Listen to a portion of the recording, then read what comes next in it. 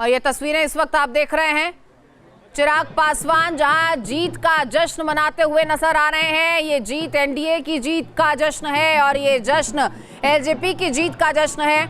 अपनी मां के साथ अपनी खुशियां बांटते हुए ये जो आप देख रहे हैं ये तस्वीर, ये वाकई में देखिए रंग लगाकर यहाँ पर खुशियां मनाई जा रही हैं, तिलक किया जा रहा है, मिठाइयां खिलाई जा रही हैं और गले मिला जा रहा है। ये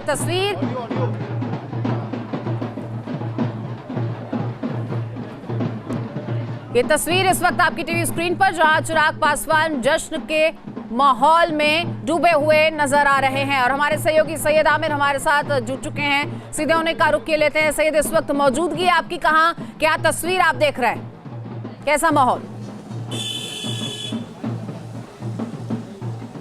देखिए, मैं इस समय जो आप एलजेपी का ऑफिस पीछे देख रहे हैं, लोक जनशक्ति पार्टी का ऑफिस देख रहे हैं, रामविलास, वहां पर मौजूद हूं। और कुछ ही देर में बताया जा रहा है कि चिराग पासवान यहां पर पहुंचने वाले हैं। एयरपोर्ट के ठीक ये पास की लोकेशन है। और आप देखिए, अभी फिलहाल चूंकि चिराग पासवान यहां पर पहुंचे नहीं हैं, लेकिन आप देखिए तस्वीरों में बाकायदा अभी कोई ऐसा जश्न नहीं। हालांकि 21 सीटें करीब करीब जो है वो तेजस्वी यहां पर बनाते हुए अपनी दिखाई दे रहे हैं। काफी अच्छा प्रदर्शन किया है, लेकिन अपने नेता का इंतजार यहां पे हो रहा है। बड़ी संख्या में यहां पे लोग, कार्यकर्ता है जो कि इंतजार कर रहे हैं। बताया जा रहा है कुछ ही देर में वो यहां पे पहुंचेंगे। राजीव प्रताप रूडी बीजेपी नेता हमारे साथ जुड़ चुके हैं, सीधे उन्हीं का रुख किए लेते हैं। बहुत बहुत बधाई सर आपको। न सिर्फ एनडीए बल्कि बीजेपी की अगर बात की जाए तो नंबर 1 पार्टी बनकर उभरी है इस बिहार चुनाव में। ऐतिहासिक जीत और अपने ही रिकॉर्ड्स को ध्वस्त किया है आपने, बहुत बधाई।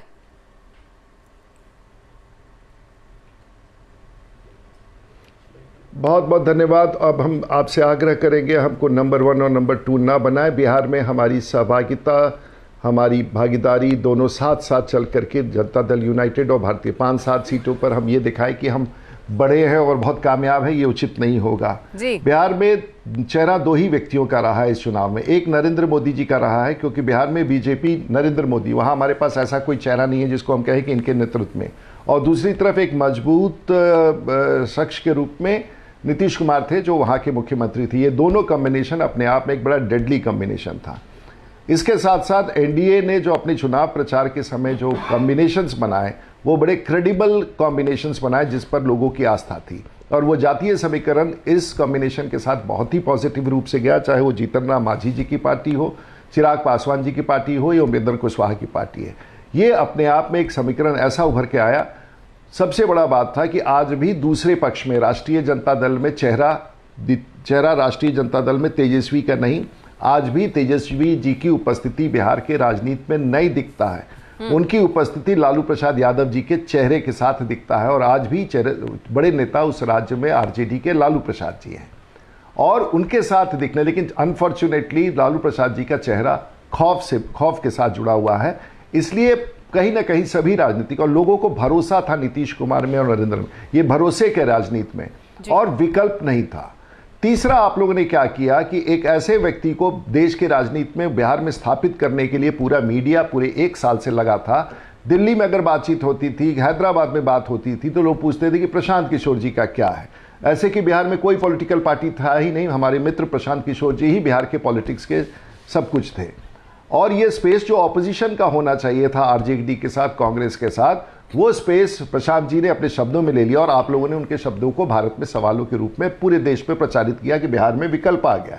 चुनाव आते आते उनकी उपस्थिति शून्य हो गई, ना उनका आवाज उभर पाया विपक्ष का, ना प्रशांत किशोर जी दिखे बहुमत के साथ एनडीए के साथ, क्योंकि कोई रेटोरिक चला नहीं। कांग्रेस पार्टी के नेता जब गए तो उन्होंने वोट चोरी किया। बिहार के लोगों को कुछ समझ में नहीं आया कि वोट चोरी है क्या।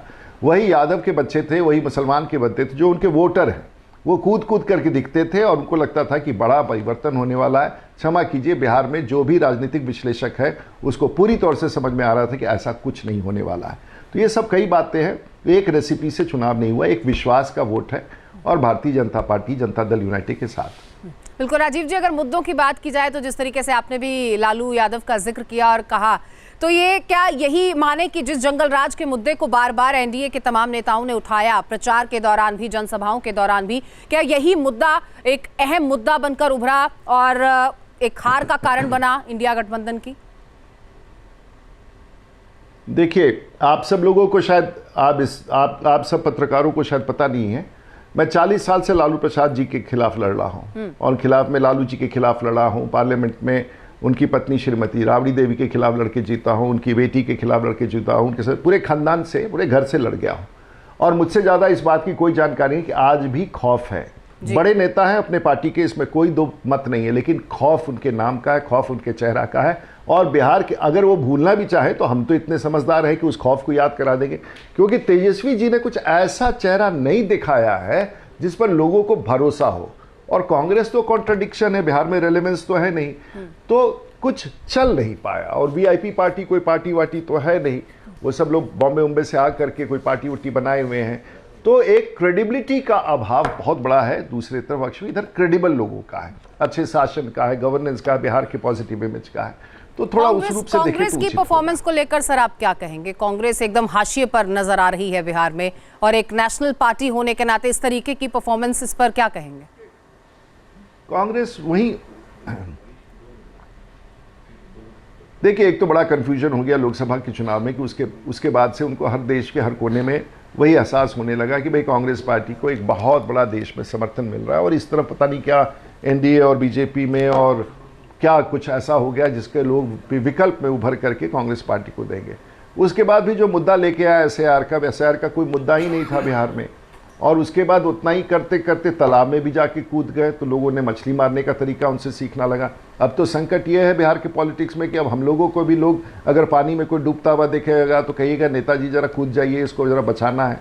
बड़ा संकट है। पॉलिटिक्स का जो सीरियसनेस था वो सीरियसनेस कहीं ना कहीं इन लोगों ने खो दिया। एक तो फेस सीरियस नहीं है, फिर पॉलिटिक्स सीरियस नहीं है, तो ये सब कॉम्बिनेशन चला नहीं। और हास्य का स्पीच, और उसके बाद कैंपेन तो कैंपेन ही होता है। एनडीए का कैंपेन तो आप जानती हैं कितना कोऑर्डिनेटेड है। और ये सब, अब देखिए, मेरे यहाँ से कोई खेसारी लाल यादव को ले आया, पूरा देश हम तो जानते ही नहीं थे, कोई सुने कि बहुत बड़े नेता है, एक्टर है। अब खेसारी लाल यादव आए जब छपड़ा में, तो उनको 50 बाल्टी दूध से धो दिया लोगों ने, वो उनका स्वागत था। उसके बाद थोड़े दिन के बाद उनका जब घूमना फिरना हमने बिहार में देखना शुरू हुआ, तो उनके बॉडी लैंग्वेज से लगा कि अब तो इसने अपने आप को मुख्यमंत्री तेजस्वी जी की जगह बहुत जल्दी घोषणा करने वाले हैं। तो इस तरह के कंफ्यूजन पैदा करके अगर राजनीति में आप आना चाहें, अब छपरा से बेचारे हार गए, अब आए थे 10 दिन के कॉन्ट्रैक्ट पर, वो भी बेकार हो गया। तो इस तरह का पॉलिटिक्स चलता नहीं है, और हम लोग सब लोग थोड़े से सीरियस हैं इन सब बातों में। ये मेरा ऐसा मानना है।